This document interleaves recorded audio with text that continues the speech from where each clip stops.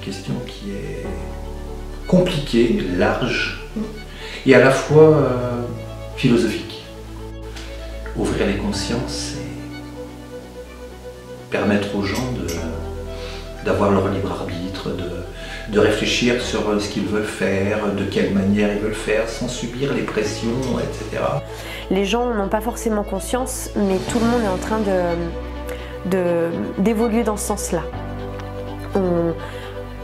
On se rapproche des techniques alternatives et même tout ce qu'il y a autour, de toute façon, c'est un tout. C'est super qu'on a la plage. À la plage, tu vois la plage et tu vois la mer qui fait qu'à bout, tu sais pas où elle s'arrête tout ça.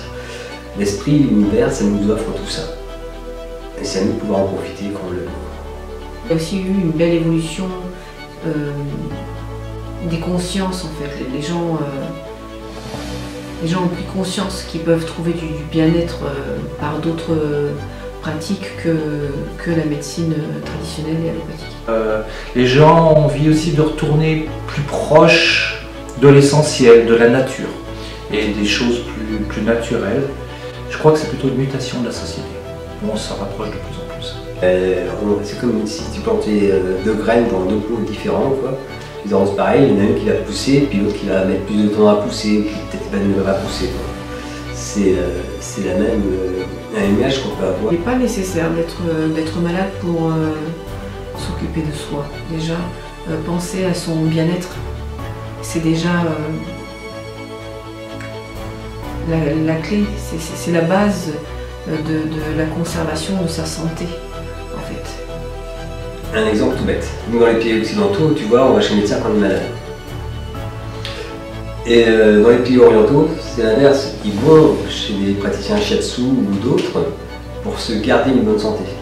C'est pas du tout la même mentalité, c'est pas du tout la même approche.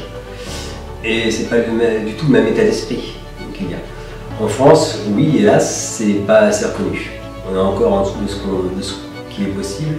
Ce que les gens commencent à se rendre compte, c'est qu'avant qu'on soit physiquement malade, on est émotionnellement pas bien. Il y a beaucoup de signes qui sont là, mais on ne les voit pas, on n'écoute plus notre corps. Et ça, c'est triste parce que du coup, notre corps nous parle depuis très très longtemps. Il faudrait que les gens viennent nous voir avant, en prévention. Et c'est important de savoir qu'on travaille ensemble dans le but d'aider les personnes et que les personnes, on doit se faire connaître pour que les personnes comprennent les disciplines, qu'elles essayent déjà les disciplines et qu'elles comprennent, qu'elles se rendent compte que oui, ça peut apporter quelque chose. Il reste encore quand même, somme toute, assez fermé, mais a tendance à s'ouvrir et je pense que dans les années à venir, là, on aura encore plus de visibilité et plus de complémentarité avec la médecine traditionnelle. Le but, c'est justement de pouvoir mettre en lumière les résultats qu'on peut amener sur certaines maladies, certaines pathologies, pour justement créer une espèce de collaboration pour que le patient soit pris en charge dans sa globalité, que ce soit physique, psychologique, énergétique, holistique même, son enveloppe énergétique et même encore plus loin si on remonte à travailler sur les vies antérieures, sur... Ils ne veulent plus venir pour guérir maintenant, ils veulent venir voir ce qui s'est passé avant pour comprendre ce qui se passe maintenant.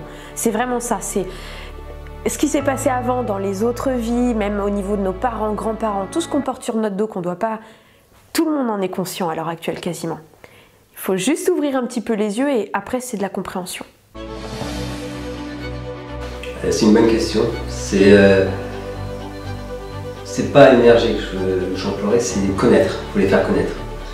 Qu'elles soient connues et reconnues.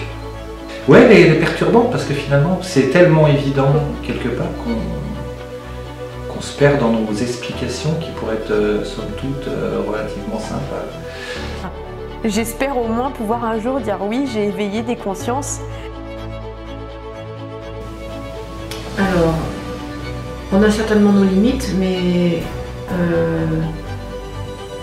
nos limites actuelles. Ça veut dire que notre potentiel n'est pas encore totalement développé parce qu'on n'a pas encore découvert des techniques encore plus puissantes, encore plus approfondies. Donc on est limité, oui et non. ça serait peut-être prétentieux de dire que je ne me sens pas limitée, mais en 17 ans, j'ai déjà vu, moi, mon évolution personnelle, le potentiel que je peux développer en pratiquant tous les jours. Le corps humain est bien fait, on n'exploite pas assez. On a un esprit qui est beaucoup plus puissant que ce que les gens peuvent croire, qui a un très fort potentiel, au-delà de ce qu'on peut imaginer si on savait l'utiliser et si on l'utilisait consciemment à bon escient, évidemment. Franchement, à l'heure actuelle, quand je vois l'évolution de chacun, la limite, je ne sais pas où elle est. On est limité, oui, à l'instant T, mais c'est une évolution perpétuelle.